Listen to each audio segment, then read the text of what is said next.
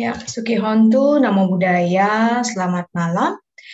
Yang kami muliakan para Biku Sangga, Samanera Atasilani, yang kami hormati Bapak Ibu, Saudara-saudari sedama. Perkenalkan, saya Juliana yang akan memandu acara pada malam hari ini.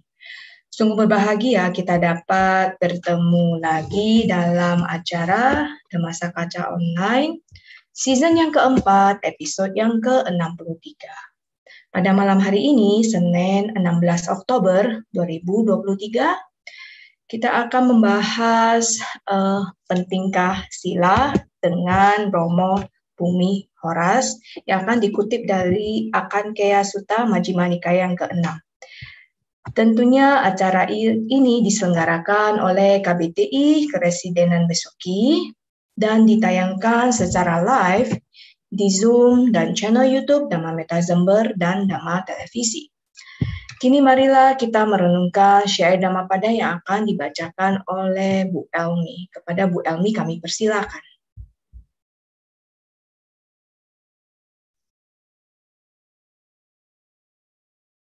Dhammapada Atthawakka syair 163.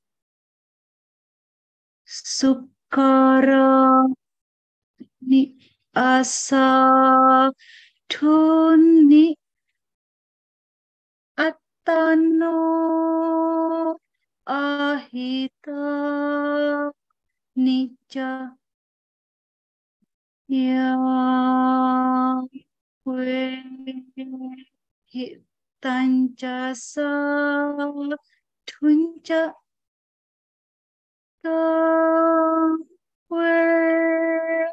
paramadukkarang te, yang artinya sungguh mudah untuk melakukan hal-hal yang buruk dan tak bermanfaat, tetapi sungguh sulit untuk melakukan hal-hal yang baik dan bermanfaat bagi diri sendiri. Sadu, sadu, sadu. Terima kasih Bu Elni atas perenungan syair Dhammapadanya. Sebelum memulai kegiatan Dhammasa Kaca Online pada malam ini, marilah kita melakukan penghormatan awal pada Tiratana dengan membacakan nama Karapata bersama-sama. Dimohon para hadirin bersikap anjali. Arahang Sama Sambuddho Bhagawa Buddhang Bhagawantang Abhiwademi Swakato Bhagavata Dhammo Dhammang Namasami Supatipanno Bhagavato Sawaka Sanggo Sanggang Namami. Ya, next saya akan membacakan profil narasumber pada malam hari ini. Silakan ditampilkan. Ya, Romo Bumi Horas lahir di Kota Palu pada tanggal 4 Februari 1972. Jabatan keagamaan beliau sekarang Ketua PSC Magabudi Kota Makassar dan beliau sebagai Ketua Dayakasaba Wihara Sasana Dipa dan juga beliau sebagai penyuluh agama Buddha non-PNS Kementerian Agama di Provinsi Sulawesi Selatan dan juga beliau sebagai penyuluh informasi publik Kominfo Kota Makassar. Ya, tanpa memperlama waktu lagi, marilah kita persilakan Romo Bumi Horas untuk pembahasan Sutta Akankeya Sutta Majjhima Nikaya bab 6. Silakan Romo, Namo Buddhaya Romo. Namo Buddhaya, selamat malam Bu Juliana. Selamat malam Bapak Ibu semua. Terimalah salam dalam Dhamma Namo Buddhaya. Bapak Ibu, izinkan saya meng-share screen hari ini kita akan membahas tentang Akangkhya Sutta.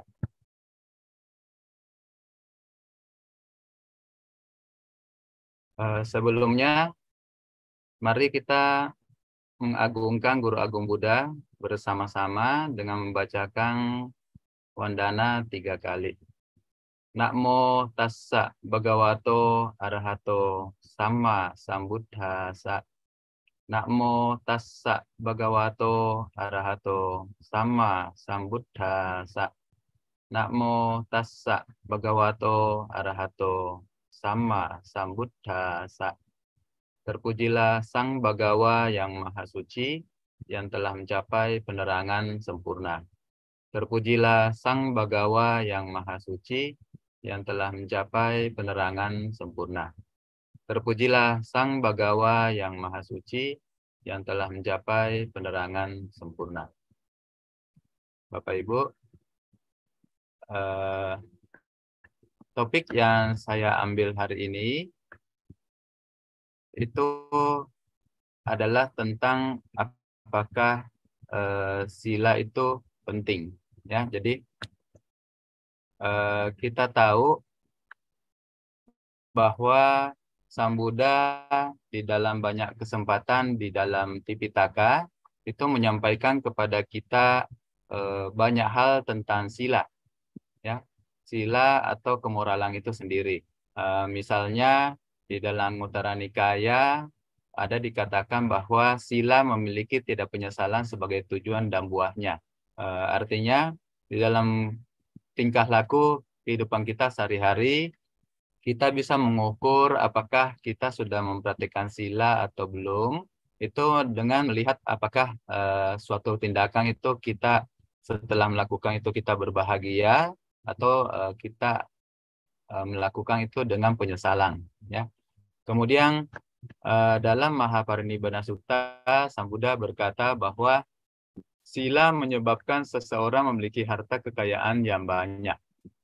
Memang di dalam praktek kehidupan kita sehari-hari, kita biasanya kan mempraktekkan moralitas itu tidak langsung melihat hasilnya. Ya. Apa sih hubungannya kemoralan seseorang dapat menyebabkan dia memiliki harta kekayaan yang banyak? Sebenarnya, walaupun kita tidak melihat hasil secara real, karena setiap kita melakukan perbuatan baik atau buruk, itu kan tidak selamanya langsung berbuah. Ya. Tetapi kalau contoh, kalau kita ngambil sila moralitas umat Buddha, contoh satu saja, misalnya ketika kita berbisnis, orang kebanyakan akan percaya kepada kita kalau selama berbisnis itu kita tidak pernah menipu dia. Ya. Jadi selama berbisnis itu kita melakukan bisnis dengan kejujuran. Akhirnya dari yang tidak punya apa-apa, itu bisa setelah mendapatkan kepercayaan, mereka bisa menjadi apa-apa. Nah, kenapa? Karena di sini moralitas itu memegang peranan. Ya. Bapak Ibu mungkin yang hadir itu ada yang pedagang atau karyawan atau pekerja dan sebagainya. Kita bisa merasakan bahwa apa yang Sang Buddha katakan ini, ketika kita memegang moralitas, kita menjaga tangan kita, ya, tidak mengambil barang, tidak melakukan kekejaman, pembunuhan, tidak berasusila, senantiasa berbicara jujur, tidak berkata kasar. Nah, tentunya kita akan memiliki harta kekayaan dari moralitas yang kita lakukan. Ya. Nah, kemudian setelah memiliki harta kekayaan, orang-orang juga akan mulai mengenal. Namanya akan masyhur, tersebar luas. Kemudian ketika kita menghadiri suatu pertemuan, kita tidak ada rasa was-was. Ya, berbeda kalau misalnya mungkin kita pernah melakukan suatu perbuatan buruk, kemudian kita hadir di satu tempat yang banyak orang, kerumunan, ya. Di sana kita akan selalu merasa was-was. Jangan-jangan ada yang melihat waktu saya melakukan kejahatan, atau jangan-jangan ada polisi yang lagi mencari saya, atau jangan-jangan dan sebagainya. Jadi tidak pernah tenang, ya. Jadi ketika kita mempunyai moralitas, Bapak Ibu juga mungkin yang sering melatih sila itu biasanya mau hadir dimanapun itu tanpa beban, ya, tidak ada masalah. Kemudian yang terakhir Sang Buddha mengatakan dia hidup berbahagia di alam sekarang, dia pun akan ketika meninggal itu meninggal dengan tenang, sehingga tentulah bisa lahir di alam-alam yang bahagia. Ya, nah ini adalah gambaran besar dari pahala-pahala dari sila itu sendiri. Ya, kemudian ketika saya membaca-baca di dalam Digha Nikaya ada dikatakan Sang Buddha bersabda kepada para biku, jika seorang biku ingin dicintai dan dihormati oleh sesama biku, maka dia harus menjalankan sila. Ya. Nah, satu waktu kemudian saya membaca satu sutta, yaitu Asankhya Sutta, yang kemudian mungkin Bapak Ibu juga sudah pernah membaca, ya.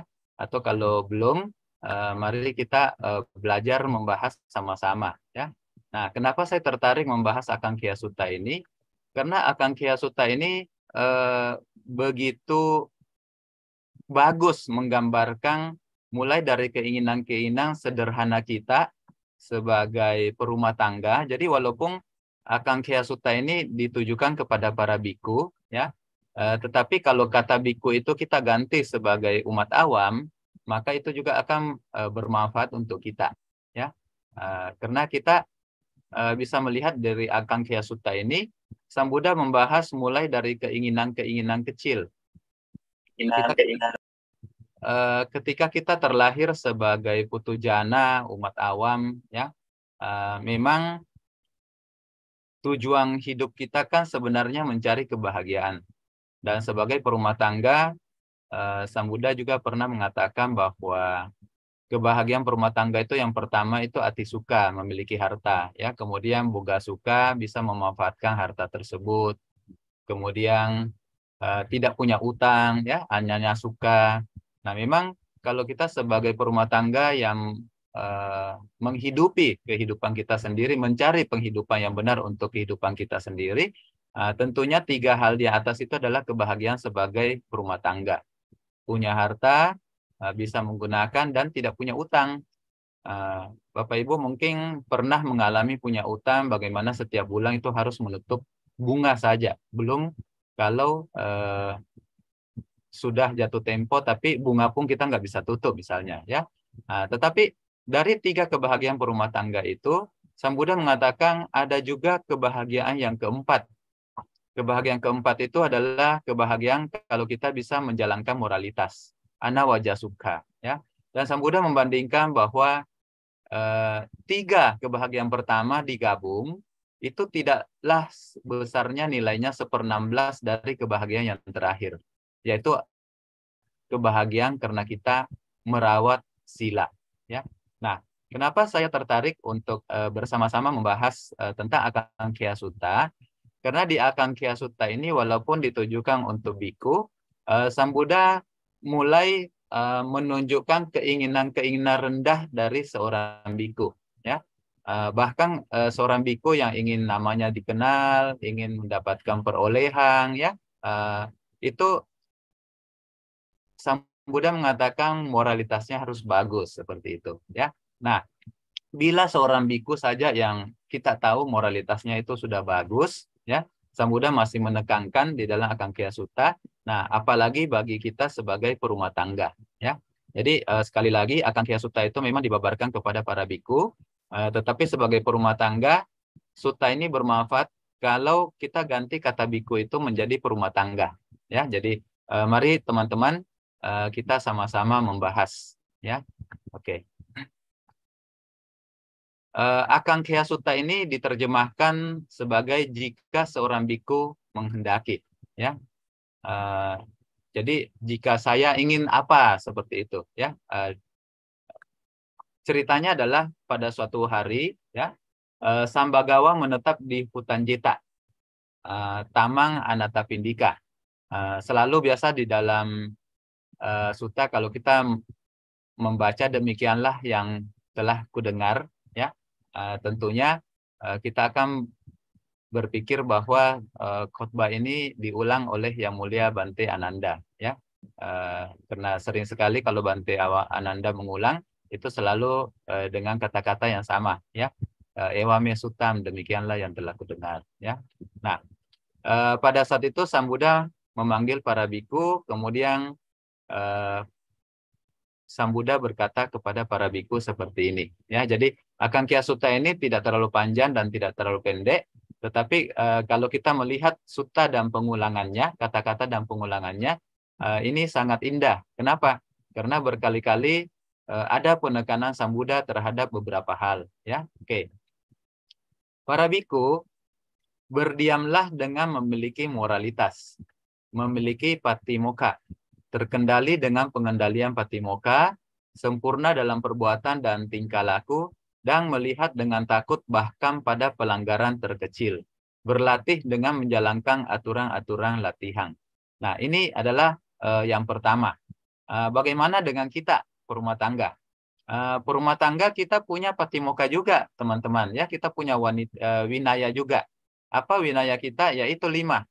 Kalau para Bante, para biku yang kita hormati, itu mempunyai 227 patimokkha, ya.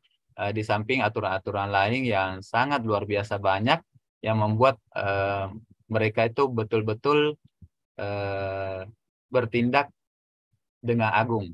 Nah, kita juga punya 5, dan kadang-kadang sebagai perumah tangga kita bisa berlatih mengembangkan yang lebih tinggi dengan menjalankan praktek moralitas atas sila, ya. Buat teman-teman yang pada saat uposatha mungkin kemarin itu terbiasa berlatih uposatha, itu sangat bagus. Sekali-sekali dalam kehidupan kita mengendalikan melaksanakan praktek sila yang lebih baik, lebih tinggi sedikit, ya. Nah, di sini Sang Buddha mengatakan berdiamlah dengan memiliki moralitas, memiliki patimokkha untuk para biku, dan kalau kita ganti untuk kita ya berarti dengan memiliki praktek 5 sila, ya, seperti itu.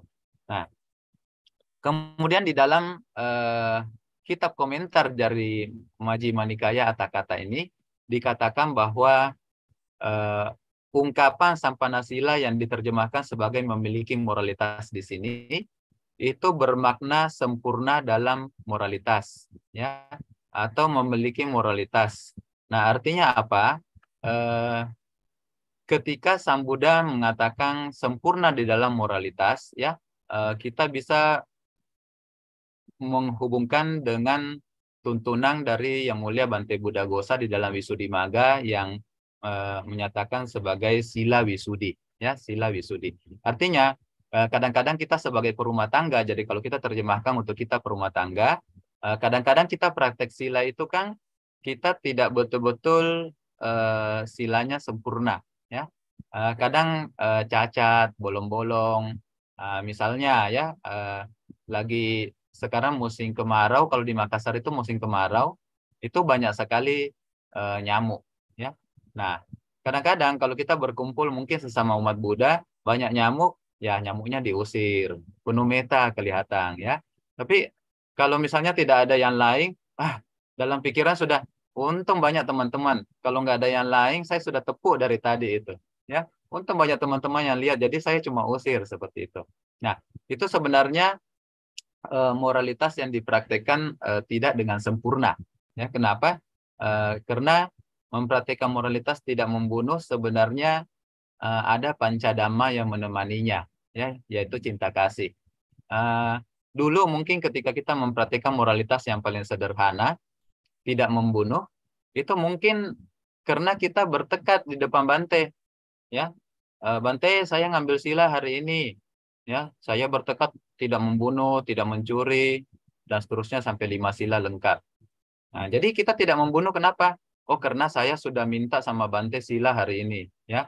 Untung para nyamuk ini saya minta sila, kalau saya tidak minta sila pasti kalian sudah korban, ya. Tapi nanti setelah kita belajar Dhamma lebih banyak, bukan karena kita minta sila sehingga kita menjaga moralitas itu sendiri, ya. Setelah kita belajar Dhamma, mungkin kita mulai memahami bahwa oh, ternyata nyamuk itu makhluk hidup juga. Dia juga sama seperti kita, ingin kebahagiaan, ya. Yang makannya memang dari darah, ya. Sehingga kita belajar lagi, akhirnya kita bisa menemukan, oh ternyata ada kisah-kisah di mana bante-bante yang tinggal di hutan itu ketika bajunya dipenuhi kutu busuk dan ada umat yang mau samanera yang mau menjemur, itu bantenya larang. Ternyata bantenya berdana untuk para kutu busuk itu, ya. Nah, di sini setelah pemahaman mulai berkembang, timbullah cinta kasih. Sama seperti kita tidak ingin disakiti oleh orang lain atau makhluk lain, kita juga mulai menghargai nyamuk-nyamuk tersebut, ya. Walaupun kadang-kadang masih muncul pasang surut, masih jengkel. Ini nyamuk sudah ngisap darah sampai perutnya lebih besar dari badannya sampai nggak bisa terbang, nggak bisa jalan, ya. Tapi lama-lama kalau cinta kasih itu muncul, kadang-kadang bisa berpikir lucu juga ya, kita berdana sama mereka itu sampai mereka gendut-gendut begitu, ya itulah kalau terlalu serakah, terbang pun nggak bisa, mau jalan saja nggak bisa, apalagi mau terbang, ya. Nah, seperti itu. Nah, jadi ketika seseorang menjalankan moralitas, memang di dalam Wisuddhimagga juga dikatakan bahwa itu didukung oleh banyak hal, ya. Pengendalian indria, kemudian bagaimana bermata pencarian yang baik dan benar, kemudian bagaimana bisa mempergunakan hasil dari mata pencarian tersebut, ya. Nah, oke. Baik teman-teman, ini adalah yang pertama, ya. Sang Buddha kemudian melanjutkan, jika seorang biku menghendaki, semoga aku disayangi dan disenangi oleh teman-temanku dalam kehidupan suci, dihormati dan dihargai oleh mereka, maka ia harus memenuhi aturan-aturan, menekuni ketenangan pikiran internal, tidak mengabaikan meditasi, memiliki pandangan terang, dan berdiam dalam gubuk-gubuk kosong. Ini yang kedua, ya.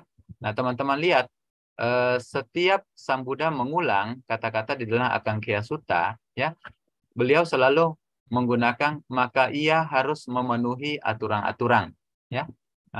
Dalam artian dia mempraktikkan sila sampai sila wisudi, ya. Jadi berusaha secara bertahap untuk memurnikan latihan sila itu. Nah, selanjutnya, jika seorang biku menghendaki semoga aku memperoleh jubah, makanan, tempat tinggal, dan obat-obatan, maka ia harus memenuhi aturan-aturan dan berlanjut seterusnya, menekuni ketenangan, pikiran internal, dan seterusnya, ya. Nah, Bapak Ibu, apa sih hubungannya ini kan untuk para biku, tapi kita sebagai perumah tangga, ya, sebagai perumah tangga ketika kita bermata pencaharian, pernah enggak kita berpikir bahwa semoga catupacaya atau 4 kebutuhan pokok kita sebagai perumah tangga juga kita peroleh dengan banyak, dengan berlimpah, ya. Setiap kita buka toko, semoga aku memperoleh pelanggan yang banyak. Apakah kita jadi karyawan, semoga aku memperoleh nasabah yang baik, ya.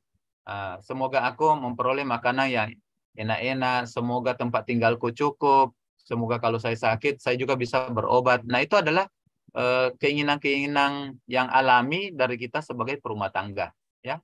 Nah, artinya apa?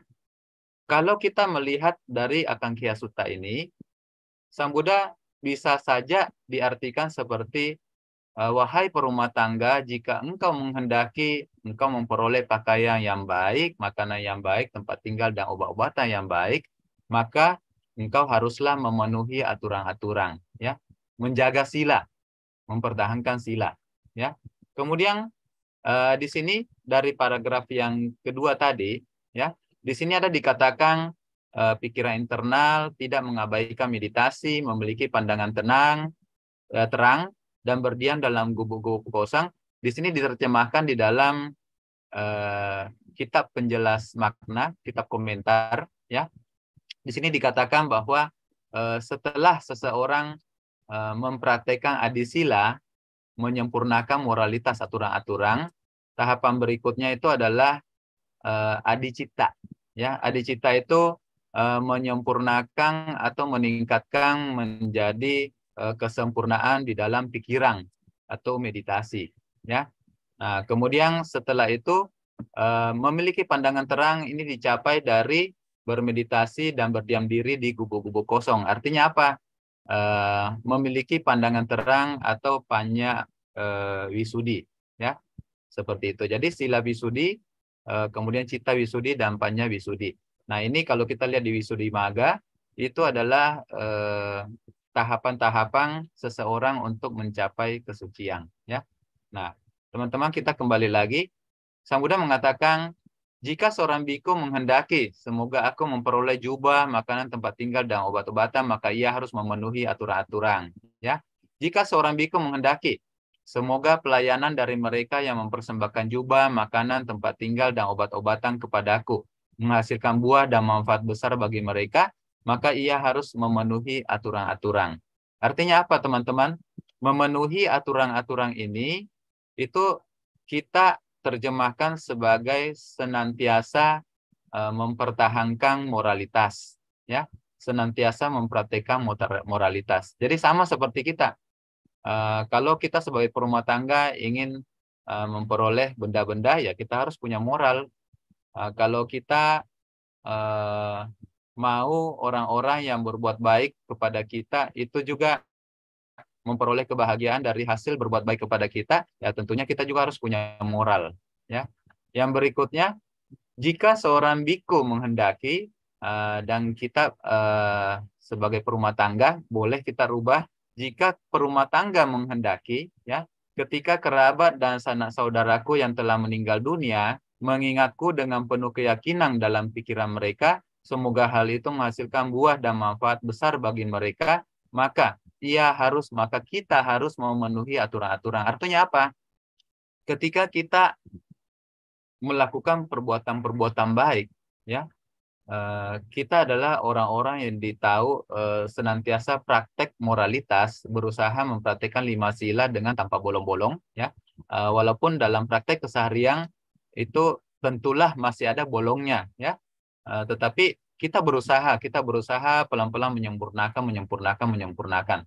Nah, di sini dimaksudkan bagi seorang biku yang moralitasnya baik, ketika sanak kerabat mereka itu telah meninggal, ya, dan ketika sanak kerabat mereka itu meninggal lahir di alam-alam rendah, ketika mereka mengenang biku yang baik atau bermoral tersebut, pikiran-pikiran baik akan memenuhi batinnya, ya. Dan sehingga dengan mengenang hal-hal baik, maka dengan keyakinan seperti itu, mereka akan mendapatkan kebahagiaan di alam-alam rendah seperti itu, ya. Karena teman-teman, kita pernah bahas tentang Patidana, ya.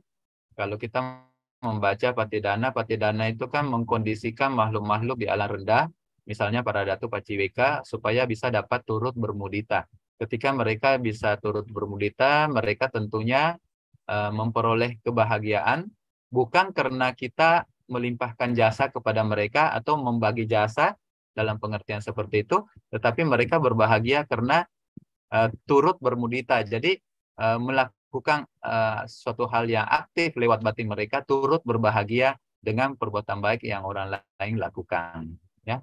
Nah, di sini sekali lagi Sang Buddha mengatakan kita harus menjalankan moralitas, memenuhi aturan-aturan, ya. Kita lihat di awal tadi, memenuhi aturan-aturan di sini berarti menyempurnakan moralitas kita sedikit demi sedikit, ya. Jika seorang biku menghendaki semoga aku menjadi penakluk ketidakpuasan dan kenikmatan, semoga ketidakpuasan tidak menaklukkan aku, semoga aku berdiam dalam melampaui ketidakpuasan kapanpun munculnya, maka selalu harus dimulai dengan ia harus memenuhi aturan-aturan. Sama seperti kita sebagai perumah tangga, Bapak Ibu, ya. Kadang-kadang kita tidak pernah puas. Ketika kita tidak pernah puas, selalu mencari hal-hal yang baru, misalnya di dalam hiburan, ya. Sebenarnya itu bisa kita taklukkan dengan merawat sila, ya. Jadi kalau kita merawat sila, otomatis kita akan punya yang namanya santuti, merasa puas, ya. Kemudian mempunyai apicata. Apicata itu keinginan yang sedikit. Kenapa orang bisa puas? Karena keinginannya sedikit. Orang yang punya keinginan sedikit itu mudah merasa puas, seperti itu, ya. Jadi kalau kita sudah memahami hubungan dhamma ini, santuti dan apicata, maka moralitas ketika kita praktekkan itu menjadi lebih mudah, ya. Jadi di sini Bapak Ibu, kalau kita lihat dari awal, ya, mulai Sang Buddha mengatakan jika seorang biku ingin hal-hal yang lebih rendah dulu, ya, ingin namanya dikenang, ingin dihormati orang, ingin memperoleh perolehan dari 4 catu pacaya, ya, ingin mendapatkan hal-hal yang lebih tinggi, ya. Itu semua Sang Buddha di dalam Akangkaya Sutta ini mengatakan ia harus memenuhi aturan-aturan. Artinya apa? Silanya harus baik dulu, ya. Nanti kesimpulan untuk berumah tangga ya sama seperti itu, ya. Jika seorang biku menghendaki semoga aku menjadi penakluk kekhawatiran dan ketakutan tidak menaklukkan aku, semoga aku berdiam melampaui kekhawatiran dan ketakutan, maka ia harus memenuhi aturan-aturan. Di awal kan di dalam Mahaparinibbana Sutta Sang Buddha juga mengatakan kan bahwa seseorang itu akan terhindar dari rasa takut, rasa tidak bersalah, ya, dapat mudah masuk ke manapun tanpa harus was-was. Kenapa? Kalau kita moralitasnya baik, ya. Jika seorang biku menghendaki semoga aku menjadi seorang yang mencapai dengan sekehendaknya tanpa kesulitan atau kesusahan 4 jana yang merupakan pikiran yang lebih tinggi dan memberikan kediaman yang menyenangkan di sini saat ini, maka ia harus memenuhi aturan-aturan dan seterusnya. Jadi pencapaian dalam hal meditasi pun itu dasarnya adalah praktek moralitas yang baik. Jika seorang biku menghendaki semoga aku menyentuh dengan tubuhku dan berdiam dalam kebebasan yang damai dan tanpa materi, melampaui bentuk-bentuk, maka ia harus memenuhi aturan-aturan dan ini pun ketika orang mencapai arupa jana, ya, mereka itu harus telah melewati moralitas yang baik. Jika seorang biku menghendaki semoga aku dengan hancurnya 3 belenggu menjadi seorang pemasuk arus, tidak lagi tunduk pada kesengsaraan, pasti menuju pencerahan, maka ia harus memenuhi aturan-aturan. Nah, di sini jelas teman-teman, ya. Ketika kata biku ini kita ganti, jika seorang perumah tangga menghendaki semoga kita mencapai tingkat kesucian pertama, ya. Hancurnya 3 belenggu ini adalah kata lain dari memasuki tingkat kesucian pertama. Karena kita tahu menjadi seorang sotapanna, dikatakan makhluk mencapai sotapanna itu tingkat kesucian pertama kalau dia berhasil menghancurkan 3 belenggu. Ya, yang pertama Sakayaditi, kemudian Wicikicca dan Silabata Paramasa. Sakayaditi itu konsep tentang aku, ya, aku ini siapa, seperti itu, ya. Sedikit-sedikit bisa tersinggung, sedikit-sedikit kalau dipuji wah senang sekali, ya. Masih belum memahami konsep tentang tanpa atta, ya. Kemudian Wicikicca itu keraguan-raguan terhadap Buddha, Dhamma, dan Sangha. Dan Silabata Paramasa di sini ada yang menerjemahkan sebagai percaya dengan ritual-ritual mereka bisa mencapai kesucian, seperti itu, ya. Nah, Bapak Ibu teman-teman, banyak kadang-kadang kalau bicara sama teman-teman kita yang belajar Dhamma, mereka tidak punya target yang muluk-muluk untuk sampai mencapai arahat. Kenapa? Karena praktek sebagai perumah tangga itu kan tidak seperti praktek sebagai seorang biku, ya, yang digambarkan seperti berjalan di jalan tol yang mulus. Kenapa? Karena biku itu tidak bersentuhan dengan bermata pencarian langsung seperti kita sebagai perumah tangga. Jadi kita dikatakan praktek Dhamma secara santai. Tetapi walaupun santai, tujuannya kita adalah bisa terbebas dari 4 alam rendah. Nah, Sang Buddha mengatakan kalau mau terhindar atau pasti bebas dari 4 alam rendah, maka makhluk tersebut haruslah mencapai tingkat kesucian pertama, Sotapanna, ya. Karena kalau sudah mencapai tingkat kesucian pertama, otomatis kita tidak mungkin lahir di 4 apaya. Nah, bagaimana supaya bisa mencapai Sotapanna? Diawali mulai selalu adalah kita harus menyempurnakan aturan-aturan atau menyempurnakan moralitas itu, ya. Nah, teman-teman, berikutnya, jika seorang biku menghendaki semoga aku dengan hancurnya 3 belenggu dan dengan melemahkan nafsu, kebencian, dan delusi menjadi seorang yang kembali sekali, hanya kembali 1 kali ke dunia ini untuk mengakhiri penderitaan, maka ia harus memenuhi aturan-aturan. Demikian pula, teman-teman, kalau satu makhluk ingin mencapai tingkat kesucian kedua, Sakadagami, awalnya adalah dia harus memulai dengan menyempurnakan moralitas. Ya. Jika seorang biku menghendaki semoga aku dengan hancurnya 5 belenggu yang lebih rendah, ini artinya mencapai tingkat kesucian ketiga, anagami. Ya. Menjadi terlahir kembali secara spontan di alam murni, di sudawasa bumi 5, dan mencapai nibbana di sana, maka awalnya adalah kita harus mempraktekkan moralitas dengan sebaik-baiknya. Ya. Bahkan di kotak komentar sekali lagi kita sudah bahas tadi, dikatakan kita berusaha untuk mencapai yang namanya sila wisudi, kesucian dari moralitas. Ya. Tentunya itu bertahap dilakukan. Ya. Kemudian jika seorang biku menghendaki semoga aku mampu mengerahkan berbagai jenis kekuatan batin dari satu menjadi banyak, banyak menjadi satu, muncul dan lenyap, mampu bepergian tanpa terhalangi dinding, menembus tembok dan seterusnya, ya, mampu berjalan di atas air, kemudian mampu bepergian di angkasa seperti burung, ya. Tentunya Sang Buddha juga mengatakan ini adalah pencapaian-pencapaian abhina. Nah, abhina kapan bisa dicapai? Selalu dimulai dengan dia harus menyempurnakan aturan-aturan atau moralitas. Ya. Kemudian yang berikutnya adalah jika seorang biku menghendaki semoga aku dengan unsur telinga dewa yang murni dan melampaui manusia, mendengar kedua jenis suara surgawi dan manusia yang jauh maupun dekat, maka ia harus melaksanakan awalnya adalah menyempurnakan sila-silanya. Ya. Demikian pula untuk yang lebih tinggi, yang lebih luhur, ya, itu adalah dicapai dengan awalnya mempraktekkan moralitas dengan sempurna. Ya. Sampai akhirnya jika seorang biku menghendaki semoga aku mampu mengingat banyak kehidupan lampau, ini juga adalah kemampuan mata dewa, ya.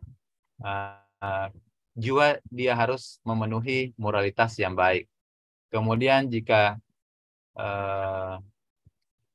seorang biku menghendaki semoga aku dengan mata dewa yang murni melampaui manusia, melihat makhluk-makhluk meninggal dunia dan muncul kembali, hina, mulia, cantik, dan buruk rupa, kaya dan miskin. Semoga aku memahami bagaimana makhluk berlanjut sesuai dengan perbuatan mereka, maka ia harus memenuhi aturan-aturan. Ya. Di sini yatha kamupaganyana. Ya. Jadi kemampuan untuk melihat kama-kama apa yang dilakukan oleh para makhluk sehingga mereka terlahir ada yang cacat, ada yang ganteng, ada yang indah, ada yang beruntung dan berbagai macam variasi lainnya. Ya. Nah itu juga harus dipenuhi di awalnya adalah menjalankan praktek-praktek kemoralan. Ya. Nah teman-teman di sini kita lihat bahwa mulai dari pencapaian yang terendah, ya. Dari Akangkaya Sutta ini, Sang Buddha membabarkan mulai dari pencapaian terendah. Keinginan terendah kita. Misalnya kata biku di sini kita ganti sebagai perumah tangga. Ya. Keinginan terendah kita ingin punya harta, ingin punya nama baik. Ya. Kalau kita lihat dari Atha Lokadhamma, 8 kondisi duniawi, kita ingin bahagia, suka. Ya. Kita ingin terkenal, yasa. Kita ingin dipuji, ya. Kemudian kita ingin selalu beruntung, ya. Nah, kalau mempunyai keinginan-keinginan positif seperti itu, ya, sesuai perumah tangga, Sang Buddha mengatakan kalau kita mau, maka kita harus memulai dengan merawat moralitas, ya, Bapak Ibu. Jadi mulai dari hal-hal yang rendah sampai pencapaian yang tertinggi. Disinilah pentingnya sila. Ketika kita mempraktikkan sila, kita mulai dari hal-hal yang sederhana. Ya, dulu-dulu saya ingat ketika pertama tidak membunuh itu karena saya sudah berjanji kepada para biku. Saya sudah diwisudi, saya mengambil 5 sila, saya tidak bisa membunuh. Ya, jadi saya tidak membunuh hanya karena saya berjanji, bukan karena saya mempunyai cinta kasih kepada makhluk yang akan dibunuh, kepada nyamuk misalnya atau kecoa. Ya, nah tentunya Pancadama atau pasangan dari Pancasila itu juga berkembang pelan-pelan seiring dengan pengetahuan kita, ya. Sehingga adisila itu bisa dicapai dengan pengetahuan-pengetahuan tambahan, ya. Membuat kita kokoh untuk mempraktikkan sila. Nah, Bapak Ibu, Bukan cuma di dalam Akangkhya Sutta. Kalau di Akangkhya Sutta itu kan kita lihat rumah tangga, kamu mau apa? Misalnya ya. Kamu mau kaya, ya praktikanlah sila. Kamu mau mencapai tingkat kesucian Sotapanna, ya praktikanlah sila di awalnya, ya.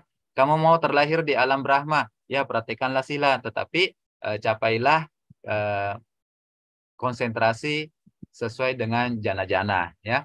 Jadi ketika kita ingin sampai yang terbaik pun mencapai Sotapanna, Sakadagami, Anagami, dan Arahat, maka di sini sila berperanang sebagai awal.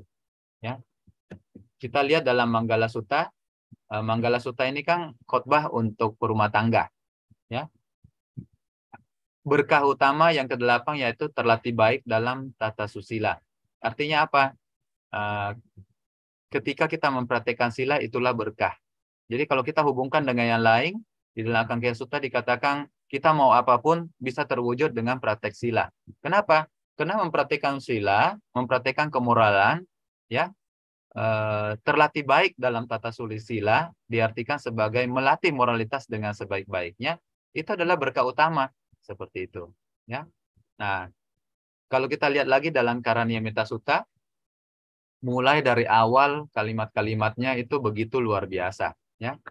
Inilah yang patut dikerjakan oleh ia yang tangkas dalam hal yang bermanfaat. Orang yang tangkas dalam hal yang bermanfaat itu adalah pancadamanya ada.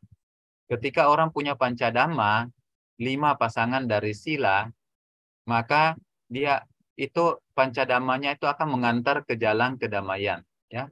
Orang yang cakap, jujur, tulus, mudah disehati, lemah lembut, tidak sombong, ini adalah gambaran-gambaran orang yang memiliki moralitas. Ya.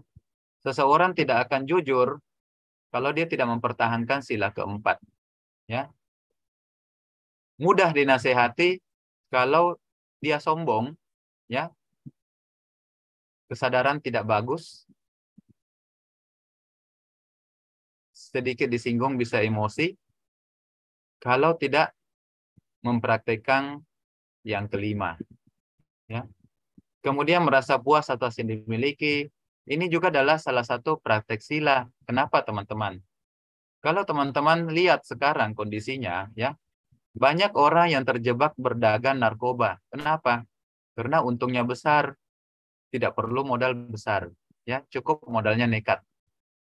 Kenapa orang-orang mau mencari penghasilan yang besar dengan misalnya memperdagangkan narkoba menjadi kurir antar negara, ya? Di Netflix itu banyak sekali film-film seperti itu. Mereka bahkan mempertaruhkan nyawa, yang penting bisa dapat uang yang banyak, ya. Kenapa? Karena awalnya mungkin mereka untuk menutupi kebutuhan-kebutuhan yang kecil. Tetapi ketika kebutuhan kecil mereka bisa dipenuhi, mereka kemudian terjebak. Oh, saya bisa dapat harta yang lebih banyak, ya. Saya bisa memperoleh kenikmatan yang lebih banyak. Sehingga ada kata-kata dikatakan bahwa satu dunia tidak akan pernah cukup untuk seseorang yang serakah. Ya. Kenapa bisa serakah? Karena memang tidak pernah puas. Nah, di dalam Karaniamita Sutta kita dikatakan merasa puas atas yang dimiliki. Ini adalah salah satu juga peranan sila. Ya. Mudah dirawat, tidak repot, bersahaja hidupnya, berindria tenang. Ini juga adalah salah satu dari sila. Kenapa? Karena di dalam Wisuddhimagga, sila bisa wisudi, bisa menjadi sempurna kalau mempunyai indriya samwara, pengendalian indera, ya, mengendalikan 6 indera kita ketika bertemu dengan objek-objek dari luar, ya, penuh pertimbangan, sopan, tak melekat pada keluarga-keluarga, ya. Ini ada dalam Karaniamita Sutta, teman-teman. Walaupun tidak spesifik mengatakan bahwa itulah fungsi-fungsi dari sila, ya, tidak berbuat kesalahan walaupun kecil yang dapat dicela oleh para bijaksana. Teman-teman paham ya, kalau kita menjalankan moralitas, ketika kita langgar, maka kita pasti akan dicela oleh orang-orang yang mengenal Dhamma, orang-orang yang dikatakan bijaksana. Ya, orang-orang bijaksana itu ya orang-orang yang mengenal Dhamma, orang-orang yang murid-murid Buddha yang mengenal mana baik, mana benar, mana bermanfaat, dan mana sebaliknya. Ya. Senantiasa bersiaga dengan ujaran cinta kasih. kata-kata yang baik, kata-kata yang tidak kasar, ya. Itu ada pelaksanaan dari sila keempat, Bapak Ibu teman-teman, ya. Semoga semua makhluk berbahagia dan tentram, semoga semua makhluk hidup bahagia. Tak sepatutnya yang satu menipu yang lainnya. Ini juga sila lagi sekali lagi teman-teman. Ini di dalam Karaniamita Sutta, ya. Jadi cinta kasih bisa berkembang kalau sila itu baik, ya. Tidak menipu orang lain berarti apa? Bermata pencaharian yang benar. Sila kedua, ya. Tidak menghina siapapun. Ini sila keberapa teman-teman? Sila keempat, tidak berkata kasar, ya. Tidak berkata fitnah, tidak selayaknya karena marah dan benci mengharap yang lain celaka. Ini adalah pengembangan yang lebih tinggi karena kalau kita bisa memperhatikan moralitas, ya, maka walaupun semarah-marahnya kita tidak akan bisa sampai membunuh satu makhluk seperti itu, ya. Jadi Bapak Ibu, sila ini luar biasa, ya. Ketika kita menginginkan satu hal yang baik, mulailah dengan memperbaiki sila kita. Kadang-kadang kita berpikir kenapa ya kita terlahir dengan nasib yang tidak beruntung. Kenapa? Karena kita berpikir masih konsep tetangga, ya.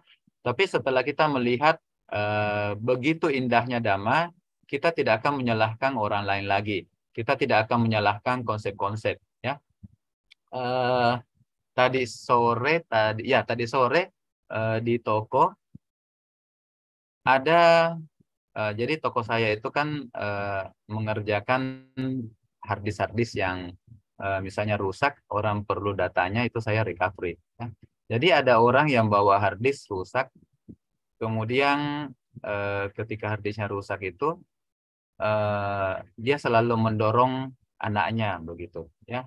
Berdoalah supaya nanti ada mujizat seperti itu, ya. Terus anaknya ngomong sama saya, ini kira-kira kalau rusak seperti ini penyebabnya apa ya? Karena cara berpikir papanya sudah seperti itu, saya akhirnya menjawab saja, ya kalau maunya Tuhan kita mau bilang apa? Ya, akhirnya papanya bilang, iya kita harus banyak berdoa saja. Ya sudah, nyambung seperti itu, ya. Kenapa? Karena memang menjelaskan suatu hal yang sudah mereka yakini seperti itu, ya kita pakai pemahaman mereka juga seperti itu, ya. Jadi kenapa harddisk bisa rusak? Ya iya, karena maunya yang di atas sudah maunya rusak, mau bilang apa, ya. Jadi kita tidak melihat lagi, oh dia rusak karena ada listrik kah, mati lampu kah, atau tegangan kah, atau apa seperti itu, ya. Oke. Nah, pentingnya sila kita bisa lihat juga, masih ada 6 menit ya kurang lebih. Nah, pentingnya sila kita juga bisa lihat di dalam punya Kiriyawatu Sutta, di mana di sini ada 3 landasan berbuat baik, yaitu dana, sila, dan bawana, ya. Terus kalau Bapak Ibu lihat di dalam skemanya, orang-orang yang cukup menjalankan sila saja, ya, ketika dia menjalankan moralitas saja, ya, walaupun dia jarang berlatih, ya, dia akan terhindar dari 4 alam rendah. Apalagi kalau dia sering berlatih, Bapak Ibu teman-teman, ya. Kenapa? Karena kalau dia jarang berlatih, ya efeknya juga ketika terhindar di alam rendah, tetapi masuk di alam manusia atau di alam dewa, itu dapat yang tingkatannya juga rendah-rendah. Dibilang kalau di alam dewa ya dia office boy-nya dewa. Kalau di alam manusia bisa jadi lahir jadi manusia yang cacat seperti itu, ya. Tapi kalau kita sering berlatih sila, jadi tanpa dana ya misalnya. Jadi kita cuma berlatih sila saja, kemudian tidak meditasi dan juga tidak berdana, itu pasti terhindar dari alam rendah. Kalau kita memperhatikan moralitas dengan sebaik-baiknya, pasti terhindar dari alam rendah. Terus ada pertanyaan, sama-sama tidak bermeditasi bisa terhindar dari alam rendah. Yang penting memperhatikan sila. Terus apa bedanya kalau seseorang dia memperhatikan sila dan juga rajin berdana, ya? Jadi Pancasilanya aktif, Pancadhammanya juga aktif. Ada positifnya, ya. Nah, Sang Buddha mengatakan orang-orang yang memperhatikan moralitas, sama-sama moralitas, tetapi ketika salah satu melakukan berdana, yang satunya tidak, yang satunya kikir, maka dimanapun ketika orang tersebut atau makhluk tersebut lahir, ya, dia akan melampaui 10 hal dari orang-orang yang tidak senang berdana. Apa itu 10 hal? Ya, umurnya lebih, kalau dia lahir di alam surga, keindahan surgawinya itu lebih, kebahagiaannya, ketenaran dan kekuatan, dan juga 5 inderanya itu senantiasa mendapatkan hal-hal yang baik. Ya, oke. Sila sekali lagi ada di dalam 10 dasa punya kiryawatu, 10 macam perbuatan baik, dan banyak sekali contoh-contoh bagaimana orang-orang yang mempraktikkan sila kemudian terlindung oleh sila atau moralitas yang dia lakukan sendiri. Ya, ada kisah bagaimana ini tentang Rukadewata dan 500 petapa, bagaimana seorang buruh Anatapindika itu hanya mempraktikkan moralitas uposatha sila pada saat itu hanya setengah hari, ya. Tapi karena keyakinan yang luar biasa dan kebetulan dia punya penyakit mah yang akut, akhirnya dia meninggal. Tetapi dia meninggal, apakah dia menyesal? Tidak. Ternyata dia meninggal, dia lahir di alam dewa. Terus dia tahu, oh, saya lahir di alam dewa karena alam dewa itu kelahirannya spontan. Jadi sekejap begitu, kemudian dewasa, dia tahu bahwa saya lahir di alam dewa karena saya mempraktikkan moralitas yang lebih tinggi, ya. Dan diceritakan bahwa Rukadewata ini punya kemampuan yang luar biasa, ya. Bisa mentraktirlah orang-orang yang datang ke bawah pohonnya itu dengan air, ya, seperti itu, atau hal-hal yang indah seperti itu. Kemudian penampilannya itu juga luar biasa seperti itu. Sering sekali kalau kita bahas tentang uposatha, kadang-kadang orang berpikir, saya malas uposatha, kenapa? Mah saya ada, ya. Padahal teman-teman, ketika kita sudah uposatha terbiasa, maka otomatis mah itu juga akan pelan-pelan hilang, ya. Jadi jangan takut uposatha. Banyak kasus dalam Wisuddhimagga juga ada kisah bagaimana seorang yang bertahan karena sakit mah juga, ya, uposatha, kemudian akhirnya meninggal, ya. Tetapi mereka meninggal itu selalu dengan keyakinan yang luar biasa terhadap praktek moralitas mereka, sehingga itu yang membuat mereka terlahir di alam dewa, ya. Oke, tinggal 1 menit ya, Bu Juliana. Oke. Nggak apa-apa, Romo, boleh dilanjutkan, masih cukup banyak slide kah? Enggak, Ji, ini terakhir. Oh ya, baik, silakan Romo. Jadi kalau kita lihat keinginan umat awan jangka pendek itu kan sehat dan panjang umur, kaya raya, terhindar dari bencana, ya, bentuk tubuh normal, indah, sehat, dipercaya orang, termasyur, cerdas, bijaksana. Nah, itu bisa dihasilkan sama dengan penegasan di Akangkhya Sutta, ya. Kalau kita tidak membunuh, otomatis kita sehat, panjang umur. Kita tidak mencuri di dalam kehidupan yang sekarang ini, ya, kita bisa terhindar dari bencana, kaya raya, kemudian kita tidak puas dengan satu istri atau setia dengan satu suami, ya, sadara santuti dan patiwati, sehingga seseorang tidak berasusila, tidak bersinah, maka ini kita punya bentuk tubuh normal, indah dan sehat. Kemudian kalau kita menjaga kata-kata kita, ya, khususnya tidak berbohong, kita bisa menjadi dipercaya oleh orang. Dan satu kekuatan di dalam bisnis apapun, ketika kita mendapatkan kepercayaan dari orang, maka rezeki itu akan datang dengan sendirinya, ya. Kemudian di sini disingkat, ya, tidak mabuk-mabukan, tidak teler. Dalam kehidupan ini kita bisa cerdas dan bijaksana. Tentunya Pancasila yang kita lakukan di sini itu adalah dalam kehidupan sekarang. Kenapa? Karena kita tidak tahu di dalam kehidupan lampau itu kita sudah melakukan seperti apa. Kadang-kadang kalau kita berdana kepada para bante, melakukan perbuatan baik, bante itu selalu mengulang, ya, imani pancasikha padani, inilah 5 sila, ya. Silena boga sampada, sila itu akan menghasilkan menghasilkan kebahagiaan di kehidupan sekarang, ya. Silena sugati yanti, ketika kita meninggal bisa lahir di alam-alam bahagia. Kemudian silena dibutiyanti,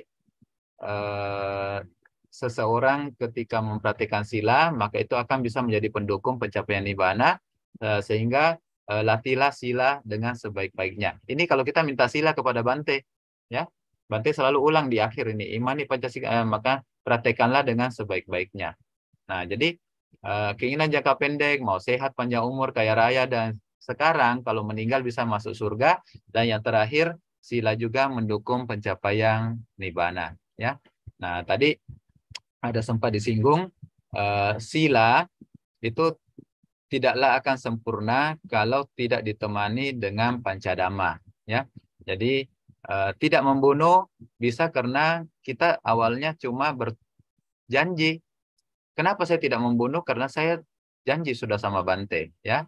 Tetapi setelah mempunyai cinta kasih, maka pengertian tidak membunuh itu menjadi lebih baik, ya. Bahkan bisa seperti biku yang diceritakan itu, ada satu biku di luar negeri yang berdana kepada kutu busuk yang makan dari tubuhnya seperti itu. Ya, kenapa? Karena metanya itu luar biasa, ya. Kalau kita digigit nyamuk sedikit saja sudah gatal, itu pasti sudah plak plak plak plak seperti itu, ya. Oke. Nah, jadi tidak membunuh ada faktor aktifnya, yaitu punya cinta kasih dan karuna, dan ini tidak tiba-tiba, teman-teman, ya.